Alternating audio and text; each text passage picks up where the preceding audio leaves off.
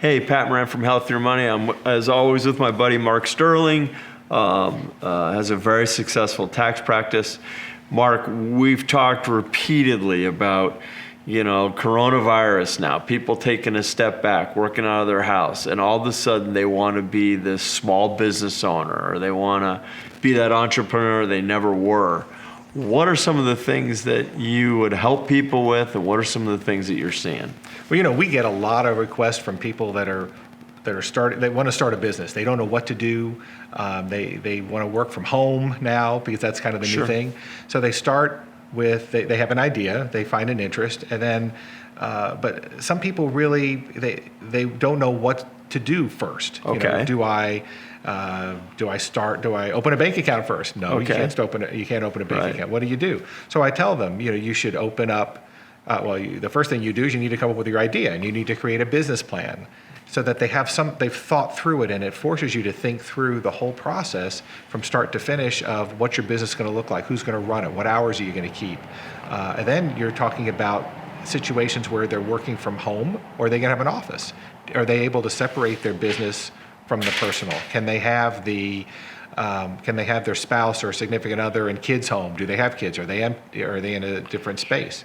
So there's a lot what is some of the emotional mindset that's going on? I mean, you've got to have heard some crazy stories. Well, that people are afraid. Okay.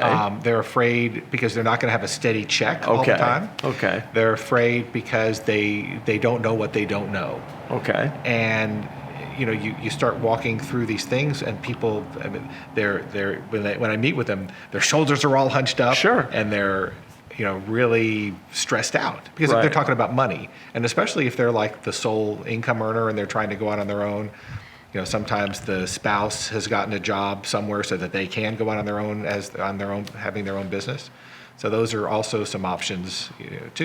And this is definitely going to be to the same degree that for you, with my clients and talking stuff, I mean, let's face it, we get to know quite a bit about them, and even get to, sometimes the darkest secrets. When they come in and they start asking you those questions, I'm curious, what are they looking for from you in the way of an answer? Is it validation? A lot of times I'm the therapist, if you would say, just like financial planners are. Sure. So they'll start talking, and our tagline has become your fiscal therapist, because people they just want to bounce ideas off, and they've had their discussions amongst themselves, or they've talked to.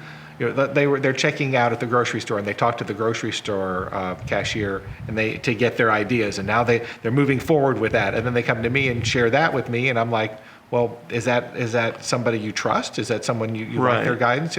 So I tell them what they really need to do is have that comfort level with their financial planner, with their accountant, with their attorney, with their banker. These are people that that will form the team around them, and start getting that team to work for them, and get the guidance and advice from them. Okay. Because without that, they're just, it's the last person who talks to them, they take their advice rather than.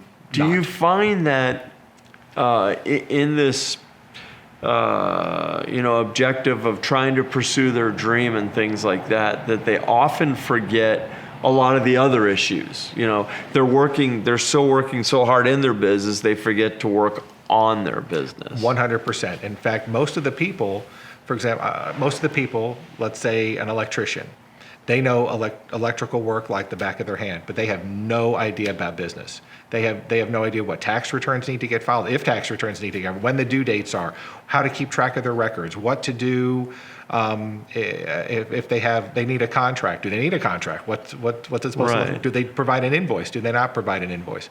So there's so many questions, and they don't know how to do it without asking someone or getting involved. So most of those kind of questions come to me. How about financially? I think a lot of businesses and a lot of ideas fail because the finances just simply aren't there. I mean, would you agree that really having good financial resources is going to be one of the starting points of any conversation, or am I wrong? No, 100% right. In fact, most of the people start off undercapitalized, so they don't have enough money to start with. Okay. And then they try to, they're relying on income coming in to pay their bills, and if they don't get enough income, then they get behind, and then they start using credit cards, Right. if they have them. It's always and then it just kind of a domino effect. So it would, ideally, what you do is you have enough working capital, you have a way to set up a line of credit with the bank, so you kind of have worked that into your business plan, and so that you're able to function and have a backup if you need it too. A lot of people use their homes to get a home equity line so that they have a little line of credit for their business as well. Some people have borrowed against their vehicles, to get some cash, to have some cash up front, and then that way they know they've got a low interest rate and they're able to Right. make payments. So there's all different ways that people have adapted if they're not able to go borrow money. And I think we'll explore some of those liability issues, because Lord knows that could be days on days of conversation.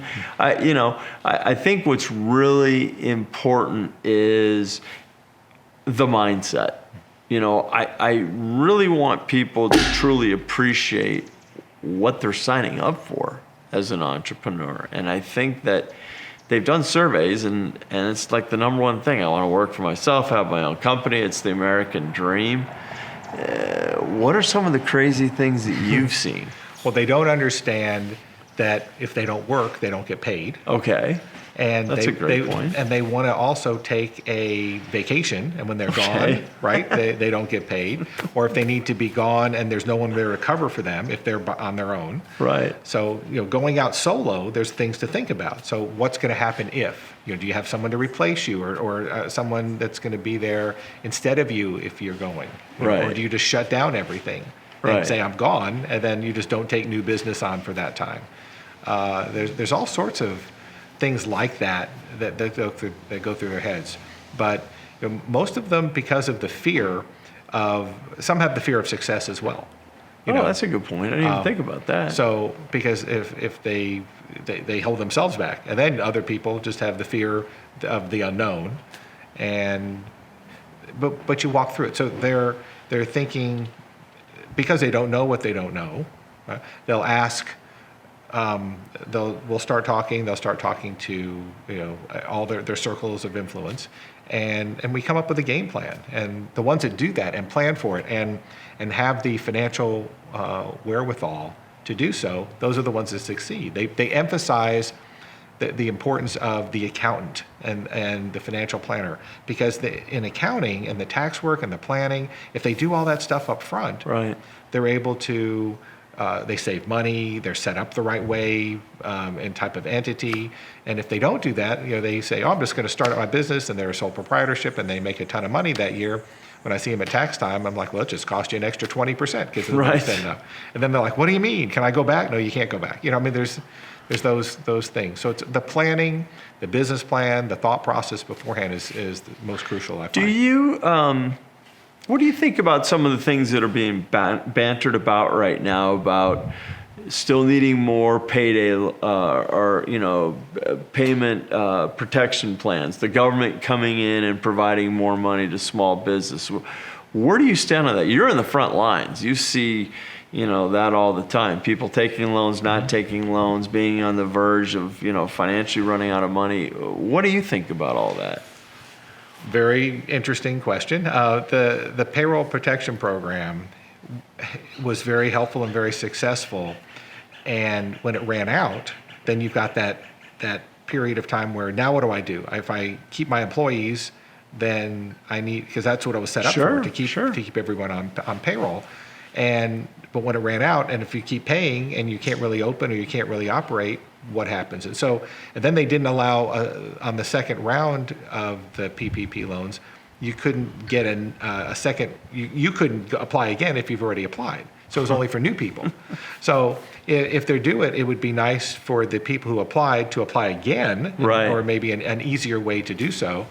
And that way, when they get their funding, it helps get them through the crunch, because there's still a lot of people barely hanging on. I know most of the restaurant clients I've worked with are closing, or I've been around even big cities. Some of the big chains, they've shut down permanently several of their restaurants. Yeah, I heard someone say the other day that, restaurant choices are all going to be, with the big, conglomerates, because the small mom and pops, they're just not going to be around anymore. If they have debt and they can't service their debt, and it's just a matter of, and they have high rent, they're not going to be able to keep going.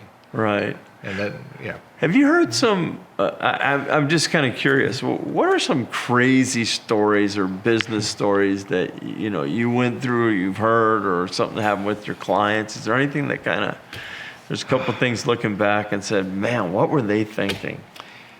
Well, people who've started their business with no money, and then in a week they were out of business. Right. I mean, that's happened You've seen that before? I've seen that happen quite a bit, actually.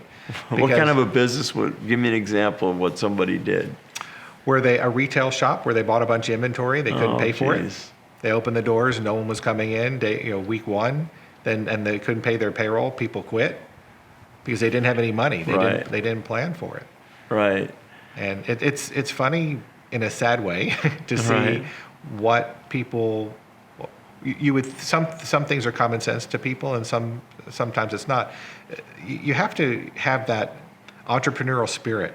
Some people really want to be on their own, but they don't. You were asking about mindset.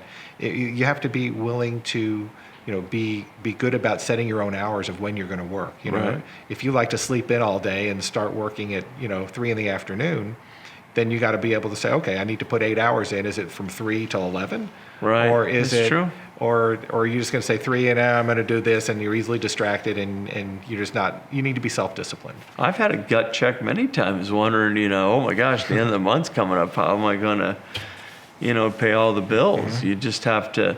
There has to be kind of a quiet confidence inside yourself that you believe in your product, you believe in what you're doing, you believe that things are going to kind of work out. And we've had a lot of events that 2008 tried a lot of people. The tech bubble, and now it's the coronavirus. And I guess you could adhere to these crazy conspiracy theories, but the reality is it only points to the fact that you better have a lot of intestinal fortitude as a small business person or an entrepreneur, because setbacks are going to happen. Mm-hmm. And if you do not respond well to stress or being self-resilient, it's not the business for you.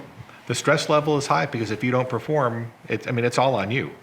Everything from liability to making sure the customer or client are happy, to billing, to collecting, to banking, and customer service. You've got to be able to. You're everything as an entrepreneur. You're a salesperson.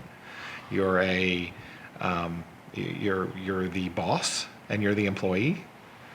You're somebody who needs to be on call most of the time when you're starting your business. You need to say and be available 24/7. Right.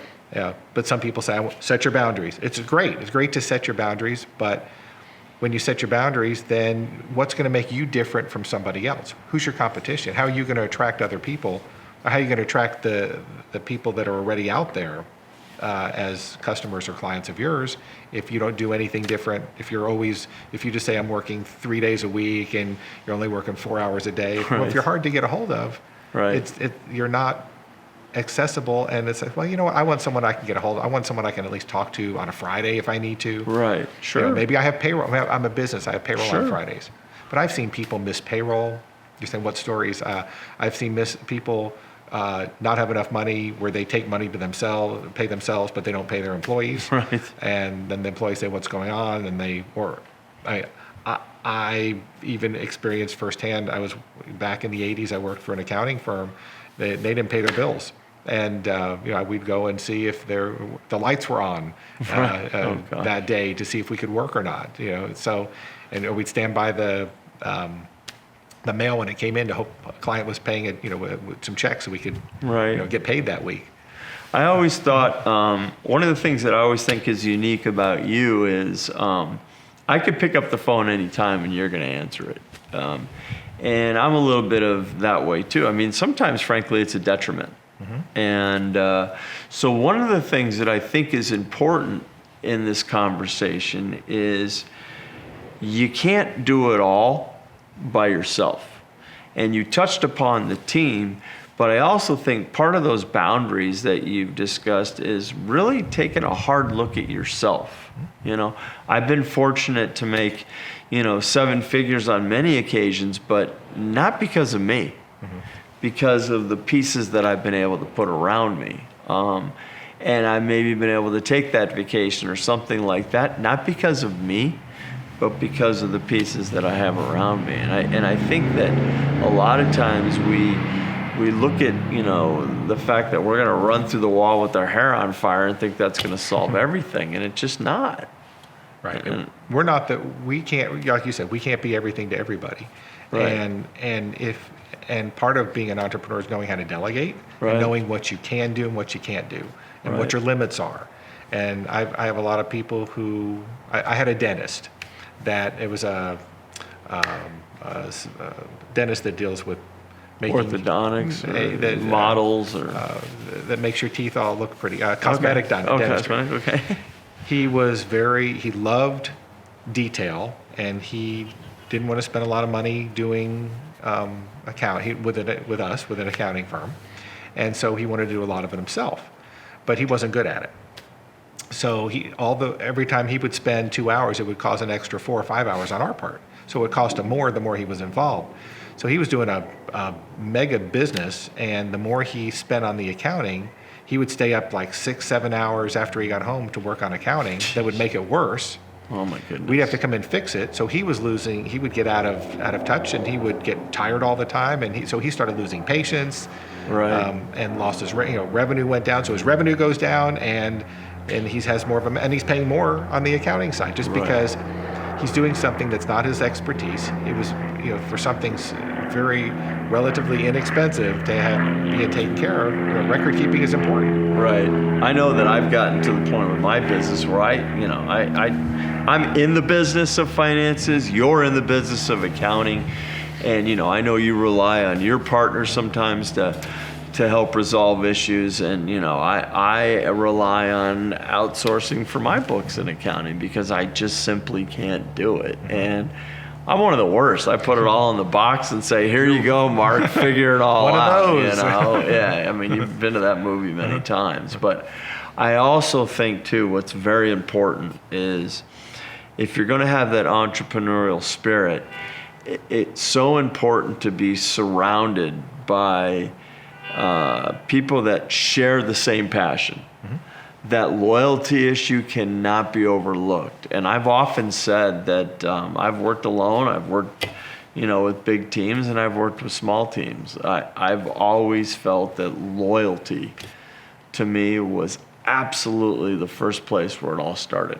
I agree. And I tell people to join some sort of a networking group or a Great think idea. tank. Great idea. So that they're talking to people who are just, like you said, just as excited, just as Right. motivated to keep going. Because if you just have someone that says, "Yeah, I'm just kind of dabbling here," and you've got someone over here that's like, "Hey, I'm in it, 1,000%," and then that Right. makes a difference. I also run across a lot of people who are in those MLM groups and who believe that if they sell their next bottle of X, Right. Whatever it's going to be, they're going to be the next $1 million, Right. $1 million homeowner, whatever as Right. they go. Right. And it's hard because I'm real with them, and to say, hey, I totally support you. I think this is great, but how much? I said, let's set a time limit. Sure. And I don't think there's anything wrong with dreams and goals and passion. That's what makes it fun. But I also think with a lot of the entrepreneurs that I've run into and had the pleasure of being with, lack of a better term, there never seems to be enough. They're always pushing to that next level. You're kind of rare. I think, you've kind of arrived at a spot where you've been able to kind of see your life now, what you'd like to have happen, and you're going to work towards that dream. I think there's a lot of people that become an entrepreneur and then don't really set the expectations of what it is that they truly want to have happen. I'm going to go start this business. Well, great. what's the end result of starting that business? I mean, where do you see yourself? What's the picture? And I think you said it best early on, thinking it all the way through. There's a show right now on, I think it's the Discovery Channel or something, it talks about I Quit. And the premise of the show is you have one person in both camps. The working for somebody else, the wanting to be an entrepreneur. And the show follows 3 or 4 people a day and watches their struggles as they try to figure out, do I need to be in this world or do I need to be in that world? And, the thing I walk away from, frankly, is you can't half-ass it. You better decide if you're going to be here, you'll be good at what you are, or if you're going to be here, you need to be great. And then once that comes together, really, what does that look like? And I admire you in some respects because you got a beautiful home, a great family, and I think you kind of see where it is that you want. I mean, we started off this conversation privately. You have a goal. You know where you want to be in the next couple of years. So as an entrepreneur, I think it's very important to think it through. And it's hard to ask someone who's 20 years old with that same thing. It's also hard to ask someone who's 20 to start saving for retirement. That's true. Well, geez Louise. You and I could banter about that forever, But it is hard. If had someone when I was 20, if they didn't tell me to buy disability insurance, I would not have bought it. Yeah. And I'm so glad I did, because when I did, I locked in my price all the way through. Right. And I've got a good policy. Anyway, it was one of those things. So, the mentoring. That's why I got involved with a lot of the high school kids and college kids, as trying to mentor from the financial side, was to try to get them thinking about stuff like that, and put away $1 a day. Put away. Oh, I agree. I said you Tell that waste to my more, kids. You waste more on all the junk stuff that they buy. I said just put it aside, throw it into some sort of investment that you got, and then it's going to be like, wow, compounding. Oh, this, oh that. Right. So they start seeing it. So, but someone who wants to be on their own, who wants to start from the beginning, it's hard because if you're 20 years old or 18 years old and have that dream, and you've had your own, you've watered yards for people on your own. Right. No, I get it. How do they? They haven't seen how the real world works, and it really helps working for someone to know what can go wrong. What would you do better? What do they do that you like to emulate? And I think we're going to have another conversation in our series where we talk about that savings component and putting a little bit away every day. I mean, what people fail to realize is the younger you are, the more friendly time becomes to that investing and long-term dream and compounding. And we also could, I'm really from the belief of it's what you keep, as opposed to what you make. So we'll talk about a little bit about that as well. But I think that there's valuable lessons for these business owners, and when you're shaping that vision of an entrepreneur, and there is a little bit of success. I mean, I remember the story of me as a young stockbroker. One of my first months, I was rookie of the month. I had opened all these accounts. I made this great check, and I'm like, I'm invincible. And then the next month, I got slapped around when I didn't make anything. And, but I felt I was invincible. And if I had based all my dreams off of that first check, boy, I was in for a real wake-up call. And I think you need to approach things with a bit of reality and, put your wins aside and feel good about it, but you need to also prepare for those times when there are losses or it's not going to be good. Right. And that comes all back to the planning. We're in that right now. Right. So thank you very much. I know you're a busy guy. We got corporate tax returns right around the corner, and here you are rapping with me.